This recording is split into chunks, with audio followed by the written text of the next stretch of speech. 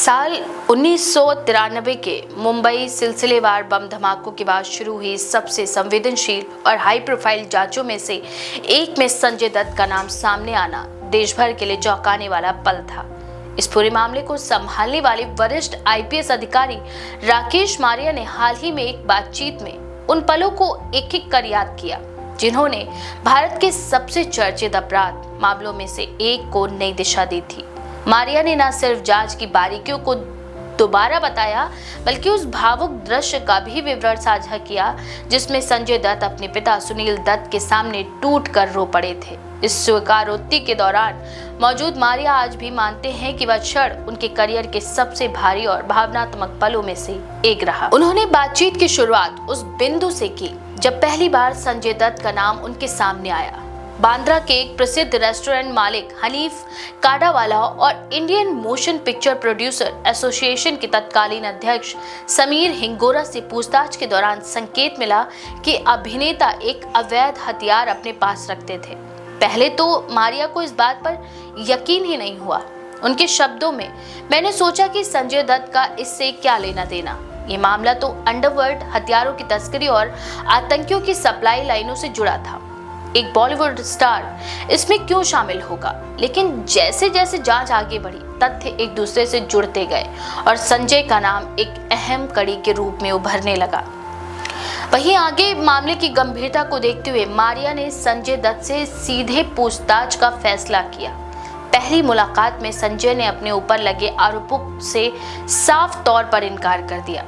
मारिया कहते हैं कि उस दौरान संजय बार बार अपने प्रभाव और पहचान का हवाला देते हुए पूछते थे कि आप बड़े लोगों को क्यों नहीं पकड़ते, जिस पर मारिया ने जवाब दिया, ऐसे कौन से बड़े लोग हैं जिन्हें मैं पकड़ नहीं रहा हूं। जब संजय ने जवाब दिया, संजू बाबा, तो मारिया के अनुसार ये स्पष्ट संकेत था कि वे कुछ छुपा रहे हैं। इस जांच के दौरान मारिया ने बताया कि एक समय ऐसा भी आया जब उन्हें संजय दत्त पर सख्ती बरतनी पड़ी।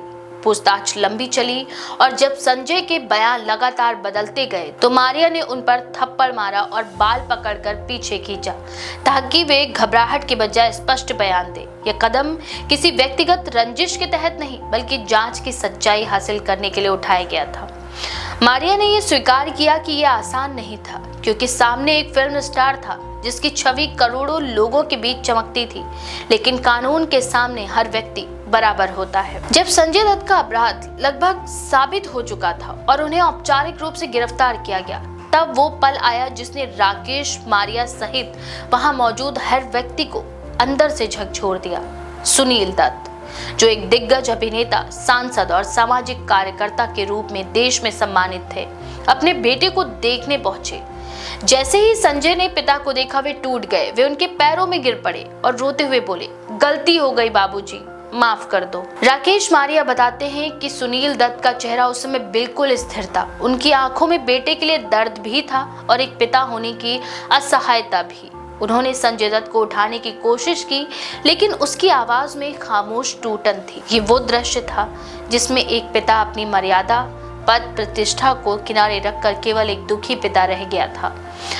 मारिया याद करते हुए कहते हैं कि वह क्षण था जिसे वे आज भी नहीं भूल पाए। एक पिता का दर्द और एक बेटे के अपराध बोध से भरी स्वीकारोक्ति। जांच आगे बढ़ी और अदालत ने संजय दत्त को आतंकवाद विरोधी अधिनियम टाडा के तहत बरी कर दिया, लेकिन अवैध हथियार रखने के आरोप में उन्हें दोषी ठहराया गया। बाद में उन्हें जेल भी जाना पड़ा जहां उन्होंने अपनी सजा पूरी की। हालांकि संजय दत्त ने कई बार कहा कि वे आतंकवादी गतिविधियों में शामिल नहीं थे और हथियार रखने का निर्णय भी गलत संगत और दबाव की वजह से लिया गया था।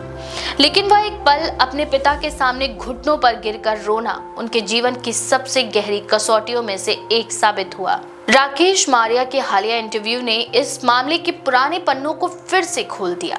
ये सिर्फ एक अपराध मामले की याद नहीं बल्कि ये दिखाता है कि चमक, शोहरत और स्टारडम के पीछे भी गलत फैसलों के परिणाम कितने भारी हो सकते हैं।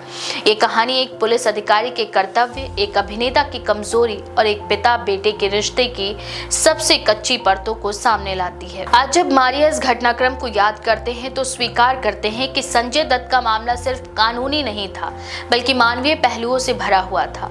एक ऐसा मामला जिसने कानून का कठोर चेहरा और परिवार की भावनात्मक टूटन एक ही फ्रेम में मौजूद की। इस बारे में आपका क्या विचार है? अपनी राय कमेंट सेक्शन में जरूर लिखें। ऐसी और भी लेटेस्ट अपडेट्स के लिए देखते रहें द पेज 90।